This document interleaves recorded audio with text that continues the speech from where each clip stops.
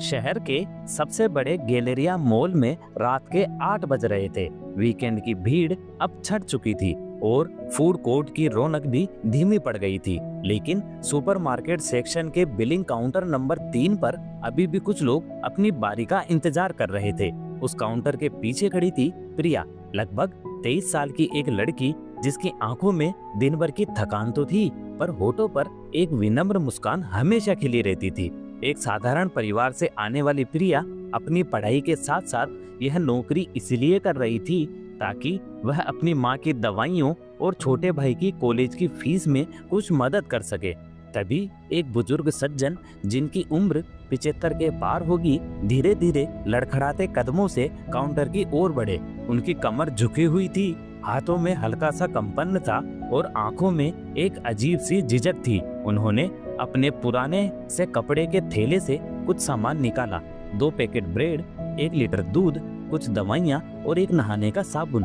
उन्होंने कांपते हाथों से सामान बिलिंग बेल्ट पर रखा और अपनी जेब से एक घिसा पीटा बटुआ निकाला। प्रिया ने सामान स्कैन करना शुरू किया। कुल 238 रुपए हुए अंकल जी, उसने नरमी से कहा। बुजुर्ग ने बटुए से कुछ नोट निकाले, लेकिन गिनने पर वे सिर्फ 220 रुपए ही निकले। उन्होंने बटुआ पलटकर देखा, लेकिन उसमें कुछ सिक्कों के सिवा और कुछ नहीं था। उनका चेहरा घबराहट से पीला पड़ गया। बेटी, बस 18 रुपए कम है, उन्होंने हिचकिचाते हुए कहा। तुम ऐसा करो, दूध का पैकेट वापस रख लो। प्रिया की नजर उनके कांपते हाथों पर पड़ी, जिनकी उंगलियों पर शायद चोट की वजह से पट्टी बंधी थी। उनकी आंखों में ऐसी लाचारी थी कि प्रिया का दिल भर आया। उसे एक पल के लिए अपने स्वर्गीय पिता की याद आ गई, जो आखिरी दिनों में ऐसे ही कमजोर हो गए थे।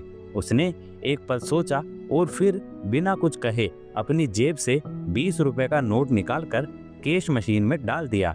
सब हो गया अंकल जी, आप ये सामान ले जाइए। बुजुर्ग की आंखें नम हो गई। बेटी, तुम तो बहुत नेक दिल हो, भगवान तुम्हारा हमेशा भला करे। प्रिया ने बस हल्के से सिर झुकाकर मुस्कुरा दिया। लेकिन यह सब दूर खड़े स्टोर मैनेजर राजन मेहरा देख रहे थे। 40 साल के राजन नियमों और कंपनी की पॉलिसी को ही सब कुछ मानते थे। उनके लिए सहानुभूति और इंसानियत जैसे शब्द सिर्फ किताबों में अच्छे लगते थे। वह तेजी से काउंटर पर आए। ये क्या हो रहा था यहाँ? प्रिया, उनकी आवाज में सख्ती थी। सर, अंकल जी के पास कुछ पैसे कम थे तो मैंने अपनी तरफ से दे दिए। अपनी तरफ से? ये कोई धर्मशाला है क्या? अगर हम ऐसे ही कर्मचारियों की भावनाओं को स्टोर में जगह देंगे तो हमारा बिजनेस कैसे चलेगा? लेकिन सर, सिर्फ कुछ रुपए की तो बात थी। बात रुपयों की नहीं, बात अनुशासन की है। तुम अब इस स्टोर में काम नहीं करोगी, यू आर फायर्ड, और इसी वक्त यहाँ से निकल जाओ।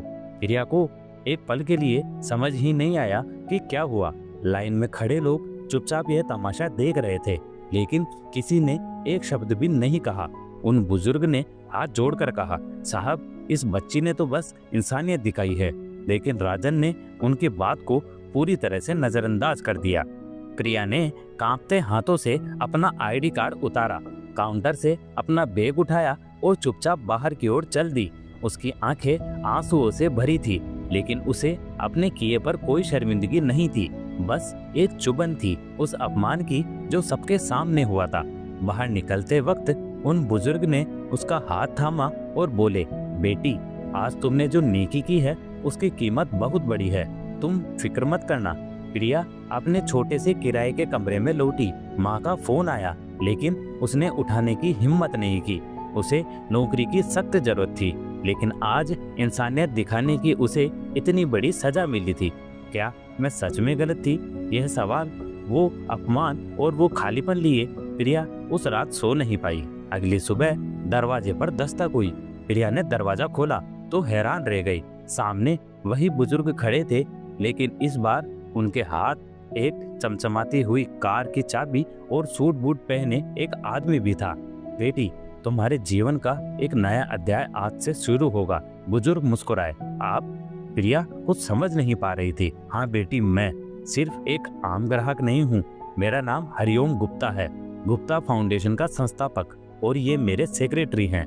प्रिया की आंखें आश्चर्य से फैल गई। कल जब तुमने मेरी मदद की तो तुमने सिर्फ 18 रुपए नहीं दिए थे, तुमने एक इंसान का आत्मसम्मान बचाया था। और जो इंसान बिना किसी स्वार्थ के दूसरों का दर्द समझ सकता है, उसकी जगह ऐसे स्टोर में नहीं समाज में है। मिस्टर गुप्ता ने अपनी जेब से एक लिफाफा निकाला। यह तुम्हारी नई नौकरी का नियुक्ति पत्र है, मेरे फाउंडेशन में सामाजिक प्रभाव कार्यक्रम की डायरेक्टर के तौर पर, जहां तुम्हें वह सम्मान मिलेगा जिसकी तुम हकदार हो।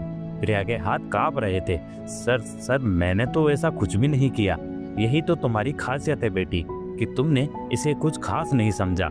असली इंसानियत वही है जो बिना सोचे समझे की जाए।